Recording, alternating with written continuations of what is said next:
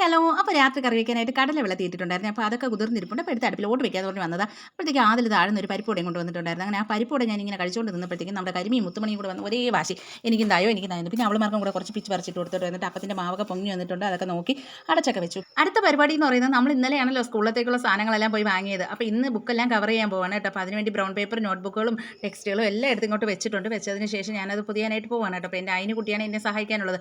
അമ്മുക്കുട്ടിയാണെങ്കിൽ ഇവിടെ ഇരുന്ന് കളിക്കുന്നുണ്ട്.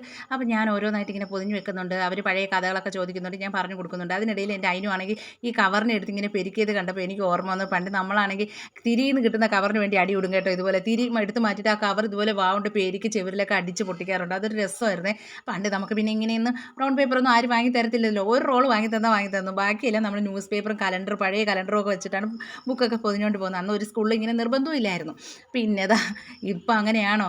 അപ്പോൾ നമ്മൾ പിന്നെ അടുത്ത പരിപാടി എന്ന് പറയുന്നത് പാചകമാണ് കേട്ടോ. അങ്ങനെ നേരെ കിച്ചണിലോട്ട് വന്നു. അപ്പം ചുട്ടെടുത്തിട്ടുണ്ട്. പിന്നെ കടലക്കറിയും വെച്ചിട്ടുണ്ട്. അങ്ങനെ കടലക്കറി എല്ലാം വെന്ത് വന്നു. എല്ലാം സെറ്റായപ്പോൾ വാപ്പാക്ക് ഫുഡ് കൊടുത്തു. അതിന് പിന്നെ മതി എന്ന് പറഞ്ഞു കേട്ടോ. അപ്പോൾ ഞാനും പിന്നെ കഴിക്കാമെന്ന് വിചാരിച്ചു. അപ്പോൾ അമ്മു ആണെങ്കിൽ ഇപ്പോഴേ പറഞ്ഞുകൊണ്ടിരിക്കുകയാണ് കേട്ടോ, നാളെ ഞാൻ സ്കൂളിൽ പോകുന്നില്ല, എന്നെ കൊണ്ടാക്കരുതെന്ന്. നാളെ നേരം വെളുക്കുമ്പോൾ അറിയാം പുകിൽ എന്തൊക്കെ കാണണമെന്നോ. അപ്പോൾ എല്ലാവർക്കും ബൈ ബൈ.